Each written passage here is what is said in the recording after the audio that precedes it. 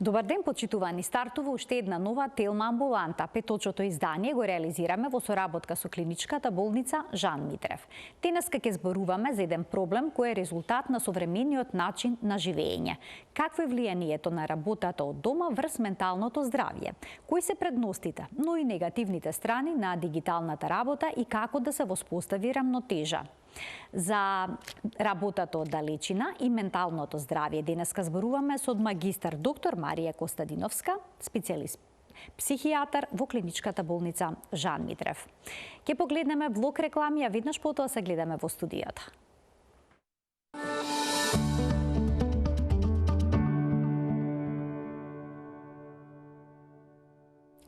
Работата од далечина понекога се рекламира како најдобар начин вработените да се чувствуваат психички и физички добро. Но дали реалноста е покомплицирана? Ќе ни појасни магистар доктор Марија Костадиновска, специјалист психијатар во клиничката болница Жан Митрев. Докторке, добар ден. Добре дојдовте во студиото на Телма. Марија, чест ми е повторно да бидам гостин на телевизија Телма. Денеска ве сакам да проговориме за една многу привлечна тема, бидејќи се наоѓаме во дигитална ера, каде што користењето на алатките како што се смарт телефоните, компјутерите, таблетот практично овозможува лицата да работат надвор од дома, а при тоа да се дел од некоја работна организација. Да, голем дел од вработените во дигиталниот сектор всушност работат од дома. Има многу примери во Македонија на лица кои што на ваков начин работат во помали или поголеми компании низ светот. Исто така во некои од големите IT компании во светот, вработените после пандемијата одлучија дека сакаат да продолжат да работат од далечина. И сега се навикнуваме ли брзо на ваквите промени, од кога ќе ги прифатиме промените, потешко ли ни да се вратиме на старо? Зошто некому одговара да повеќе да работи на ваков начин? Информатичарите и програмерите уште пред коронавирус пандемијата има оваа пракса и некако они на брзина го превзетоа тој тек, додека пак дел од другата популација која што се затекна за да го прифати моментот на нов стил на функционирање и работење, имаше одреден период каде треба да се адаптираат. Но веќе се согледува дека кај дел од лицата останува праксата да може да си продолжат непречено да функционираат и да работат на далечина од дома, а работата сепак да е во тек и функционално. Што е тоа, знаете, индивидуално некако. До некаде зависи од тоа како лицето го има изградено работниот стил. Дали во својот дом си има најдено одредено каче кое што ќе го доживее налик на работна просторија, дали е усогласено технологијата и адекватната интернет мрежа за да може во секој момент да е достапен во комуникација. Воспротивно ќе видиме дека некако делува многу стресно и неприлагодно. Кај дел од луѓето исто така е позитивно, бидејќи го смета домот како комфор. Се чувствуваат дури во слободни во облеката која што ја носе и го има како привилегија и работното време да станат кога сакат и да завршат работата. И да не губат време во сообраќај додека се стигне на работното место. И стресот во сообраќајот, некој го зедоа како момент и на финансиски бенефит, бидејќи не троше многу на облека, на средства за транспорт и превоз, на гардероба и шминка. И знаете, потоа кога насобираме одредена сума на пари, тоа не значи одредена сигурност заради остварената заштита. И тие се, да речеме, одредените бенефити заради слободата да се го креира своето работно време. Се разбира доколку работодавецот тоа го дозволува. Кај дел од клиентите кога некако на брзина треба да се адаптираат, а дел од претходните работи не може како предуслов да ги имаат, се соочија со одредена напнатост и во моментот на прилагодување како стресна состојба и брзина на адаптација, но и како неможност да одговорат на можноста да управуваат со информатичките помагала, особено ако не беа вични. И во тој дел лицата навистина моментот на користење на работата од дома го доживеа како силен стрес. Дали имат интернет, немаат интернет? Така, дали во моментот да инсталираат некоја апликација за да се поврзат или не? Дали на некој од домашните членови кои што во моментот се наоѓаат дома им треба компјутер, дали имаат само еден компјутер или не, дали може да се снајдат преку паметните телефони и таблетите и навистина на почетокот лицата се соочуваат со одредени предизвици. Морам да нагласам дека и жените како лица кои што работат од дома се соочија со дополнителен притисок. Дали практично тие се наоѓаат на работно место или се дома. Затоа што кога лицето од женски пол се наоѓа дома, тогаш веќе останатите членови од домот очекуваат дека мама е дома и дека мама покрај тоа што е на работа, всушност оствари мама треба да е мама дома. И тука има дополнителен момент помеѓу професионалното и емотивното соочување и балансирање на одговорностите. Сепак, они работат од дома и треба да ги исполнат одредени работни часови, како и обврските за кои што се дел од нивниот работен процес. Така е, справени се многу анализи како влијаеше овој период врз продуктивноста и менталното здравје на лицата кои што работеа од дома. Се забележа дека некои едвај чекале да се вратат во канцелариите и на работното место, што значи дека не на сите позитивно им влијае изолацијата. Но сепак во IT секторот ова е присутно веќе, како што споменавте, подолго време, па како влијае работата на далечина врз продуктивноста, врз бројот на работни часови во домашната атмосфера? Работиме ли подолго кога сме дома? Најчесто и клиентите тоа кои што доаѓаат во нашиот кабинет, во психијатрискиот кабинет, соопштуваат дека кога ќе седнат зад компјутерот, практично како да го губат осетот за време. И дека поминуваат многу подолг временски период во истражување, во работење, во создавање на нови програми. Од една страна работата им предизвикува предизвик, но од друга страна кога ќе се свати дека тие луѓе долг временски период работат, во еден период осеќаат значителна исцрпеност и измореност. Се соочуваат со намалување на концентрацијата, на вниманието, некако им се одразува и врз појава на напнатост, несоница, а при тоа се прашуваат што е, затоа што реално оние во долг период наназад ги користат сите овие алатки за работа, а при тоа веќе осеќаат нешто што не е функционално како претходно.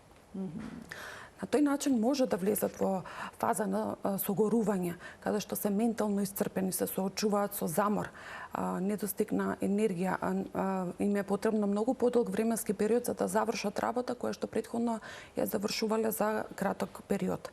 Така да со текот на времето, доколку лицата не воспостават контрола, колку време поминуваат зад компјутерот, дали измеѓу прават одредена пауза, дали успеваат да се рекреираат, да направат и некој вид друг на активност, а да не биде тоа само ментална работа, таквите луѓе кои што значително се напрегат, може со текот на времето да се соочат со намалена продуктивност и квалитет во работата. Ако успеат да направат баланс и добра организација на работното време, а при тоа и работата им предизвикува задоволство, тие немаат проблем со продуктивноста. Напротив, ќе создават многу успешни и програми и ќе одговараат на задачите. А што е со оние лица кои што работат во различни временски зони, кога денот го менуваат со ноќ, бидејќи работат во најразлични компании низ светот? Влијае ли нарушениот дневно-ноќен ритм врз менталното здравје? Како не? Навистина соочувањето со промена на тој така наречен циркадијален дневно-ноќен ритм значително многу се одразува на менталното здравје и повторно ќе кажам се одразува особено кога ја работиме на долги стази. Бидејќи реално кога се работи долг временски период, концентрацијата на мелатонинот во нашиот организам страда. Тоа е значи супстанца која што се состава во мозокот, но кога ние долг некако временски период сме со променет биоритм на живење, се одразува на стилот во смисол на заспивањето, квалитетот во спиењето, моменталната будност и повторно состојбата на хроничен замор. Посебно е битно луѓето да успеат да изнајдат начин како ќе одморат со оглед дека работата долг временски период, доколку се одвива како работа, пример, од 10 часот навечер до 4 до 5 сатот, бара одмори и квалитетно надополнување на сонот. А што е со онаа сина светлина што зрачи од екраните, од компјутерите, од таблетите, без разлика на кој медиум се работи. Вела дека исто така сината светлина е проблематична кога станува збор за сонот и несоницата. Така, знаете, сината светлина е делот и спектарот и на сончевиот спектар и на боите од спектарот, и многу е битно за ние да се чувствуваме оптимално функционални и будни. Сината светлина е значајна, исто така и во регулација на еден начин влија и на серотонинот и на будноста преку овој хормон наречен мелатонин. Тука некако ни се поврзуваат работите, бидејќи исцрпувањето на сите овие снаги повторно го доведува лицето да се доведе во една состојба на зголемена напнатост, губење на менталната енергија, на менталната ефикасност, и ќе биде една понатамошна и дополнителна причина за појавување на согорување, односно така наречен бърнаут. А несониците? Вклучително со несониците, бидејќи знаете кога лицето е изложено на една несоница, во смисол или да имаат потешкоти да заспиат, или доколку они заспиваат, но потоа се будат и не можат повторно да се воспостави сонот. Практично организмот сето ова како недоволно наспиеност на организмот го доживува како хроничен замор. И од тука луѓето стануваат нетрпеливи, раздразливи, импулсивни, потешко ги остваруваат работните задачи и се соочуваат со одредени негодувања од страна на работодавецот, или самите со својата критичност покажуваат дека немаат доволен квалитет. А што значи социјалната изолација, односно немањето контакти секојдневни со колеги? Реално, кога вака ќе размислиме, лицата навистина кога контактираат преку виртуелниот свет, они наидуваат на многу контакти. Но тоа што е битно за нас како луѓе е дека ние сме биосоцијални суштества, и на нас ни е многу битно да доживееме емпатијата, поддршката во реалните социјални контакти. Многу е битно да изнајдеме луѓе со кои што ќе го споделиме проблемот со кој што го соочуваме работното место, или да најдеме начин да проговориме за одредени, например, не така лесни или можеби понекогаш збунувачки или досадни работи кои што ги наидуваме во секторот на работењето. Реално тоа тешко може да се воспостави во комуникацијата со лицата преку виртуелниот свет, бидејќи тие не се лица со кои што ние можеме да го споделиме проблемот, а потоа и да го имаме чувството дека може да продолжиме комуникацијата и дружењето надвор од работното место. И од тие причини со текот на времето, знаете, се создава едно чувство дека лицата како да имаат некоја празнина, како да се сами, како да се изолирани од вистинските животни случувања. И тоа е еден момент кога знаете, се соочуваат со голема тага, се прашуваат што е со нив, зашто не можат да воспостават вистинска комуникација, дали тие правилно пристапуваат на луѓето. Се јавува налик на едно себе преиспитување, себе критикување, што всушност се едни од симптомите на социјалната изолација, односно чувството на осаменоста. Ова е една од причините зашто клиентите се обраќаат за совет, дали е нормално да се чувствуваат така оттуѓени од светот, или наидуваат на моменти кога ги користат нели социјалните мрежи како Инстаграм, ТикТок, Фејсбук, каде што ги гледат своите пријатели и врсници, каде имаат многу пријатни насмевки, се голем број на луѓе кои што дружат меѓу себе, а споредувајќи се со себе, имајќи го на ум дека и нашиот ум е доста критичен во своето функционирање, тие веќе дефинитивно го наголемуваат проблемот, дали е нешто во ред со нив, и постојано се преиспитуваат. И овие моменти, Марија, доведуваат лицата да почнат и да развиваат депресијата, бидејќи се разнишува личното чувство за себе вреднување и самодовербата. А што е со балансот помеѓу семејниот и професионалниот живот кога се работи од дома? Може ли да се направи тој баланс? Кога се е испреплетено? Тука зависат многу фактори. Личноста колку е јака да воспостави рамки и јасни граници со членовите од семејството, колку семејниот простор на вистина како простор дозволува лицето да биде изолирано и непречено да функционира. Кои се очекувањата од членовите на фамилијата за присуството на членот и дали истиот може само да работи или пак треба и да работи да помага во домашните врски. Тука луѓето се соочуваат не само со професионални тешкоби, туку се соочуваат и со емоционални, затоа што знаете семејството е нештото кое што е најблиско до нас и ние тешко можеме да одолееме кога ќе бидеме повикани, а да не излеземе во пресрет на потребите на нашите блиски. Така да сметам дека е силен предизвик и може единствено да се направи со строго поставување на границите. Значи, строго поставување граници кај сите оние кои што работат на далечина во дигиталниот сектор, тоа го советувате. А има ли вистина дека голем дел од оние што работат на ваков начин, особено мажи, се соочуваат со еректилна дисфункција, односно со импотенција? Да, тоа и науката го покажува, но и секојдневната пракса. И тука, знаете, влијат повеќе фактори. Спомнавме стресната состојба, спомнавме развојот на депресијата, но и седечката положба. Првично, кога лицата се под силен стрес или пак се развива веќе депресија и депресивна состојба, се намалува потребата за остварување на интимни односи и сексуални контакти. И тоа може да биде дополнителен повод за лицата да се несигурни дали е намалено либидото или страда еректилната функција.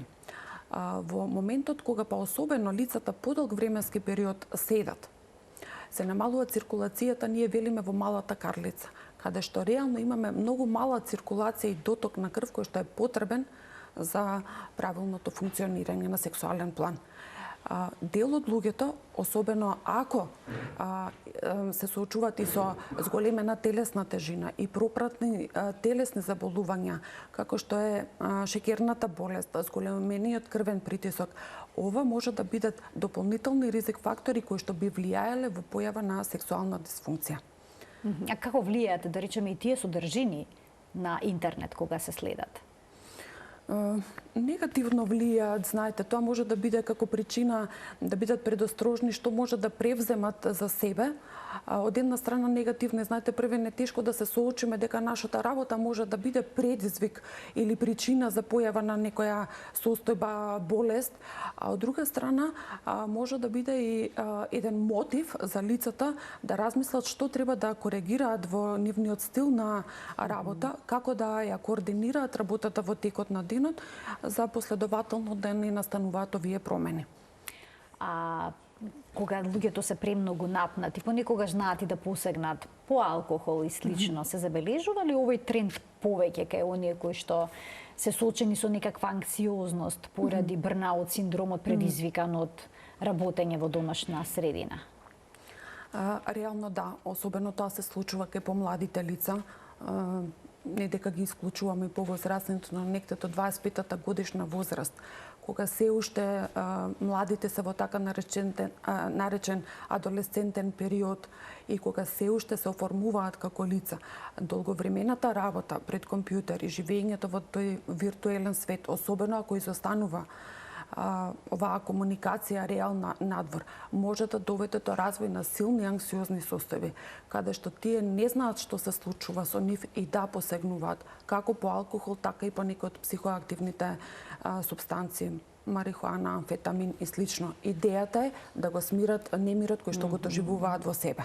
Секогаш се свесни дека имаат проблем поради тоа, поради прекумерната изложеност на екрани, работа мислам дека пред не се компјутер? свесни. Претежно ги доживуваат состојбите налик на силна анксиозност, односно панични напади. И тоа е причината кога се јавуваат во центрите за итна медицинска помош, сметаат дека имаат срцев напад, дека срцето ќе им излезе од градите или чувствуваат налик на гушење. Потоа во меѓусебните комуникации знаат, речат, абе знаеш, дај написе нешто, ќе видиш како ќе ти помине. Ја така кога седев, така се напнав, но потоа видов дека помага, се растеретувам и сега се е во ред. А реално ние немаме работодавач кој што може од некоја страна да ги контролира и да ги анализира и го сметат како некој вид на придобивка во наводници. бидејќи реално кога ние сме на работните места се знае дека работникот доаѓа и не сме да конзумира алкохол, ниту да дојде во алкохолизирана состојба. А кога се работи од далечина со вакви технички помагала, можноста работодавецот да го следи, навистина е потешка. Но големите компании низ светот веќе ги забележаа негативните страни на работењето од далечина врз менталното здравје, па се преземали нешто, прават ли некакви програми? Реално тие прават програми и првенствено овозможуваат адаптација на работното време, особено ако работникот доаѓа од земја која што е временски различна од просторот каде што е на работодавецот. Дополнително се флексибилни во однос на извршување на работните задачи. Се програмира начинот и се упатуваат каде може да користат психолошка поддршка или психијатриска како онлайн поддршка во разрешување на дадени дилеми или евентуално веќе создадени проблеми. Поголемо слободно време,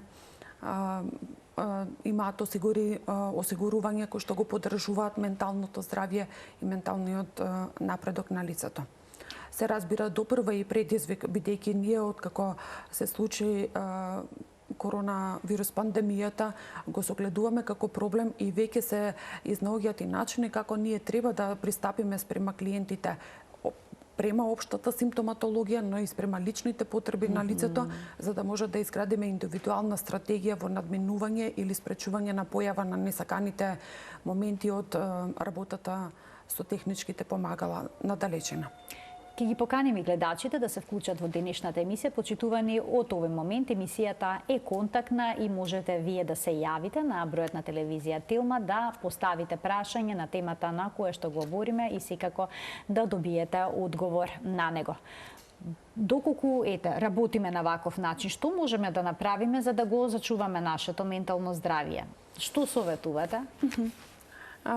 Реално јас советувам обвезно лицата да имаат вистински контакти со своите блиски пријатели, често да излегуваат, да користат прошетки во природата, да ги користат викендите за своји лични потреби и голем период од денот и слободното време да бидат меѓу луѓе. На тој начин се намалува чувството на осаменост и се добива вредност на нашата работа и на нашето постоење, односно социјална интеракција, да се поттикне среќа, емпатија. Емпатија, апсолутно. Да се практикуваат спортски вештини, секој по личен свој избор и потреба, да се внимава на телесното здравје, да се следи крвниот притисок, да се внесува здрава храна, бидејќи покрај работата, знаете, со некакво техничко помагало, најчесто луѓето знаат покрај себе да си принесат храна која што не е така здрава и постојано нешто да јадат и да грицкаат, што реално видено влијае врз зголемување на телесната маса и сите последици кои што потоа може да настанат. Значи, психофизичкото здравје страда, не само менталното. Целокупното. Спортувањето е многу битно, бидејќи кога постојано се седи при работата, влијае на појава на болки. Болките исто така се фактор кој што, знаете, се поклопува невралниот пат помеѓу едни од механизмите за чувството, односно развојот на депресијата и чувството на болката. Зашто е тоа битно? Кога ние чувствуваме болка, дали во предел на рамењата или главата, со долготрајната користење на помагалото пред нас, или пак седиме, сензацијата на болка не доведува во една неспособност, недоволна концентрираност, потоа почнуваме да се преиспитуваме што е тоа што се случува со нас, бараме помош, од друга страна се соочуваме со моментот дали смееме да отсуствуваме од работа, како тоа ќе биде оправдано, стравот од прекор или прекин на работниот однос. Дополнително, знаете, кога лицата имаат болка, имаат потреба да лежат, они не можат да работат лежејки или треба да користат боледување. Сега тука се создава факторот дали кога се на боледување, всушност боледувањето може да го користат, а работат при тоа дома. И колку е тука работодавецот кој што ги одобрува, оправдува и дали ги разбира. Многу е битно да се има апсолутно одржување на спортските навики. А доколку некој ви се јави со депресија или анксиозност поради работата од дома, што се презема? Може ли со антидепресиви да се реши проблемот, кога и понатаму тој перзистира, и понатаму работникот ќе работи на истиот начин? Двата сегмента се офаќаат. Нашата работа не секогаш е само медикаментозна. Понекогаш многу помагаме и со збор. Само да се дадат добри инструкции, да се изслуша добро клиентот, кои се тешкобите, како денот го износува, како го поминува. Веќе практично ние знаеме каков е стилот на функционирање и лесно е да зададеме одредени задачи кои што може потоа да ги применува. Реално, доколку се развие депресивна состојба, ние мора да ја лекуваме таа состојба со лекарства, бидејќи депресијата самата по себе не поминува.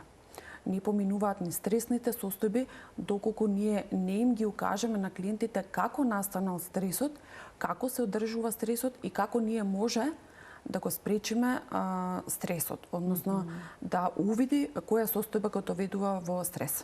А влија ли врз нашето ментално здравје работата што ја работиме, професијата што ја работиме? Што доколку сме незадоволни од она што го работиме? Многу влие и многу значи. Работата, навистина, ако ни е задоволство, ние ни доживуваме како работа и терет. Напротив, пристапуваме со елан и ни носи себе гратификација и чувство на задоволство, на оствареност и слично. Работата исто така, без оглед каде и да се врши, е битно работникот да ја доживува како пожално нешто. Многу е битно да се разграничи дали работникот го доживува просторот на работа и лицата кои што го обкружуваат како позитивни, а не само работниот процес и самата работа. Бидејќи едното со другото мора да биде компатибилно. Така токсична средина влие страшно врз менталното здравје. Влијаела лицето да се чувствува осамено, бидејќи ќе нема простор за поддршка и лице на кого би се обратило за да се разреши даден момент, дадена ситуација или чисто во времето на паузата да има со кого да исконтактира. Значи двете работи се поврзани едно со друго. А што ако чувствуваме незадоволство, но не можеме да го напуштиме работното место, ете знаеме каква е социоекономската состојба кај нас. Како тогаш да се реши проблемот? Пожелно е пропаѓаме психички. Така, пожелно е да се преиспита кои се факторите што го создаваат незадоволството. И дали и што можеме тука некако да измениме и промениме. Може да е личниот карактер на личноста, може колку личноста успева да се прилагоди или може навистина работиме во токсична средина. Секогаш може да се изненат одредени капацитети кај лицето кои што ќе ја надмине состојбата. Потребно е само да е свесно дека нештата се непријатни и дека нешто не е во ред и да сака да побара стручна помош. Секогаш кога ќе ја побара, верувајте дека самите се спремни да се реши состојбата и проблемот. Имаме гледач, ќе му дадеме предност да го слушнеме во програма. Добар ден. Добар ден. Повелете. Од Охрид се јавувам. Така. На прашање до докторкава, имам години страдам од депресија. Дали може да разговарам? Да, ве слушаме во програма сте. Значи, само следите го разговорот преку слушалката, не преку телевизорот, намалете го тонот на телевизорот. Значи, споменавте дека имате проблем со депресија. Да, со депресија имам проблем. Хелекс пијам, утро и навечер, пароксетин, секаде сум бидена, имам проблем со работава, не можам да се снаоѓам сега од кога фати коронава, уште повеќе ме фати мака. Дали вие работите од дома или работите во конкретното место на работодавецот? Моментално не сум работена, ама ми сметат излегов на работа ради проблеми, вака докторка што кажеше дека не можам да работам, дека заборавам. Значи имате... Не сум работена. Така, не работите бидејќи имате очигледно одредени проблеми кои што влијаат на сето тоа. Уште некој подпрашање дали имате, докторке? Евентуално, дали само работното место е тоа кое што влијаело или има и други причини кои што може би биле... Работното место најпоќе ми почнав да заборавам, предководство работев, почнав да ги заборавам работите. Не знам што е проблемов со мене. Така. Ви благодарам за вклучувањето. Што советувате во една ваква ситуација? Реално, заборавеноста може да потекнува не заради, да речеме, старечки проблеми, туку понекогаш кога сме премногу насекирани, загрижени, кога постојано себе си се преиспитуваме и сме под стрес и под притисок, да биде причина како да делуваме збунето или заборавено. Таквите моменти предизвикуваат, например, лицето да се чувствува неспособно да заврши работата и може и вака да биде како нашата гледачка причина да се повлече од работното место, за да не се чувствува и понатака дека не може да извршува работата. Реално тука треба два фактора.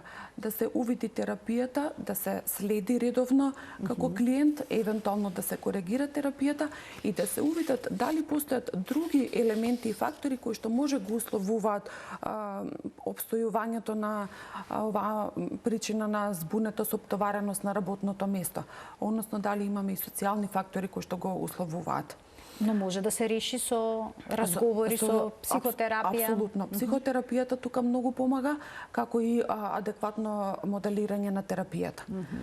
Не секогаш, например, само видот на треба да се избере видот на антидепресивната терапија која што се дава и со што истата би требало да се комбинира. Да се комбинира за да се најде најдобрата комбинација што ќе даде резултати. Така да слободно навистина ве охрабрувам, кога ќе бидете во можност, би можеле да излеземе во пресред, слободно да се закаже како преглед. Така.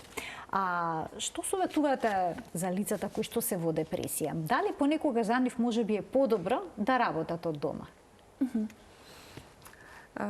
Искрено сметам дека лицата кои што се во депресија треба што повеќе да бидат стимулирани, да бидат во заедницата и да бидат меѓу други луѓе. Бидејќи и самите се соочуваат со потиштеност, со намалена енергија, намалена волја за работа. И доколку ние ги оставиме дома, тоа може да биде како причина зашто да кажат: не знаеш, не ми е добро, јас сепак ќе си останам тука, види, одложи ми за работа, по една недела ќе се отидам, ќе се појавам и слично.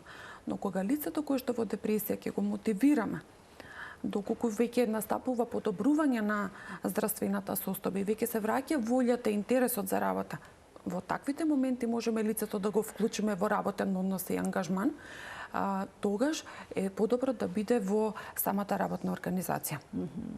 За лицата кои што се во депресија навистина не се советува да остануваат дома, напротив им треба секако вид на поддршка и поттик за социјална интеракција. И поттик за социјална интеракција. Често ли работите со лица кои што страдат од вакви проблеми поради користењето на современи алатки во процесот на работата? Реално да, се соочуваме со доста појава на голема заинтересираност кај помладите лица, некаде до 25 годишна возраст. Тие се дел од дигиталниот сектор или воопшто што седат долго пред компјутер и играат? Најчесто се дел од дигиталниот сектор. Најчесто се дел, но има и млади кои што голем дел од времето го поминуваат пред компјутер на социјалните мрежи. Но, знаете, кај вториот тип на помлади луѓе, тие најчесто се споредуваат со содржините кои што ги гледаат и се доведуваат во една состојба на себе деградација, као не сум доволно добар да бидам дел од нив или зашто ова на мене не ми се случува и постануваат многу тажни, раздразливи, побаруваат многу работи од родителите и слично. Додека пак кај лицата кои што подолг временски период работат како програмери, дел од нив се јавуваат и побаруваат помош заради силната анксиозност и паничните состојби. Предходно се упатиле и извршиле низа на интернистички прегледи. Им било укажано дека апсолутно со нивното телесно здравје се е во ред, освен појава на забрзана срцева работа, која што всушност е тука делот од симптоматологијата на вознемиреноста, а потоа практично ги советуваат и самите интернистички служби дека треба да се обратат на психолог или психијатар. Значи, често имаат панични напади и сега може да се средат тие во брз временски рок? Од прилика за месец дена, да. Значи, за месец дена би се ставила ситуацијата под контрола? Бидејќи реално со помош на лекарствата на почетокот мора, ако е силна изразена состојба, чести зачестени панични состојби, појава несоница, таквите симптоми задолжително бараат лицето да биде поставено на медикаментозна терапија. Потоа психотераписки и со чести разговори им се укажува кои се причините, како достигнале до момент на оваа состојба. Они се доста интелигентни, навистина дури голем дел од нив се и со надпросечна интелигенција, многу се заинтересирани, соработливи и верувајте дека самите потоа се едуцираат, читаат и на наредните средби доаѓаат доста информирани, желни и спремни да си помогнат. Навистина следат голем дел од советите кои што ги даваме и на брзо време се постигнува квалитет во лекувањето. Добри резултати. Да. Сметате дека оваа тема за која што денеска зборуваме во наредните 5 години ќе биде се поактуелна и поактуелна? Навистина верувам во тоа, бидејќи веќе паметните телефони и компјутерите постанаа дел од нас. На тој начин ние секојдневно го живееме нашиот живот, се информираме, комуницираме, го олеснуваме начинот на меѓусебната комуникација и добро е да се изградат добри стратегии, добри планови за лицата да не се соочуваат со ментални проблеми, туку во поголема мера да имаат подобар начин на функционирање и работење. Моето последно прашање за денеска е кога да се јават ке стручни лица, оние кои што чувствуваат ваков тип на проблеми, а им е поврзано со начинот на работа? Кога ќе осетат поголем замор, ако чувствуваат потреба многу да јадат и да се прејадуваат, ако се соочуваат со намалена концентрација и внимание, телесните симптоми, налик на немање на рамнотежа, потешкотија, срцебиење, гушење, и веќе појавата на несоница, тоа значи дека стресот, стресните состојби, анксиозноста обстојувале подолг временски период. Сите овие моменти се веќе предуслов да се јават и да побарат консултација и преглед. Докторке, ви благодарам многу за вашето денешно гостување во Телма амбуланта. Обработивме на вистина една интересна тема, еден проблем кој што е поврзан со современиот начин на живење и станува за жал се поактуелен. Така е. Мило ми ја што можев да проговорам на оваа тема. Навистина сакам што побрзо да се направат адекватни алатки за надминување на состојбите и лицата да не страдаат до овој степен. Почитувани, ова беше се во денешната Телма амбуланта, која што ја реализиравме во соработка со клиничката болница Жан Митрев. Ви благодарам за вниманието со кое што не следевте и благодарам и на докторката за гостувањето. И се гледаме секој работен ден секако на Телма. Пријатно!